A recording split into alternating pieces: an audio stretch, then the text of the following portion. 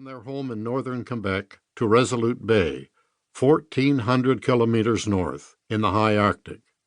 In 1999, John led the movement that changed the map of Canada with the creation of the new territory of Nunavut.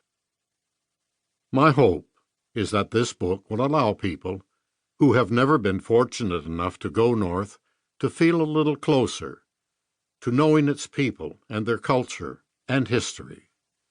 For those who have traveled the north and those who live there, I hope this book does justice to your experiences and your place in history.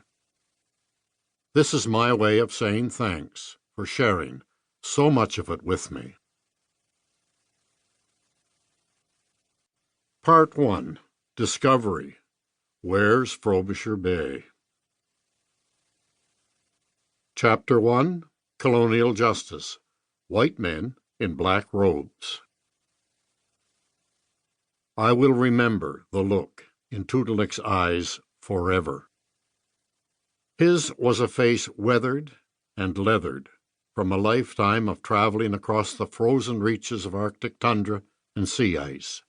Anyone, even a northern novice from the south like me, could tell by his stained clothing and sealskin knee-high footwear that he was a seasoned hunter.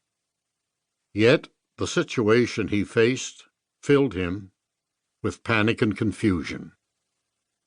He had to be asking himself, why am I here? What have I done? Why is this uniformed Mountie guarding me?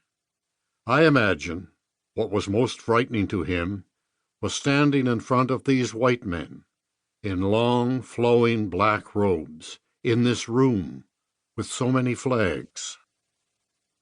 Why are they looking at me that way? What are they saying?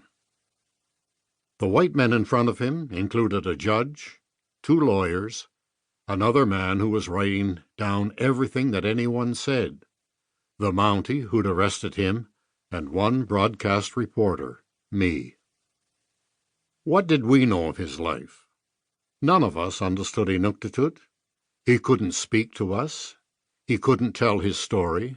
What's more, none of us had lived his life, venturing far out onto the sea ice by dog team, confronting and hunting polar bears, building igloos to survive Arctic blizzards, and then following trail markers invisible to the southern eye, finding the way back home.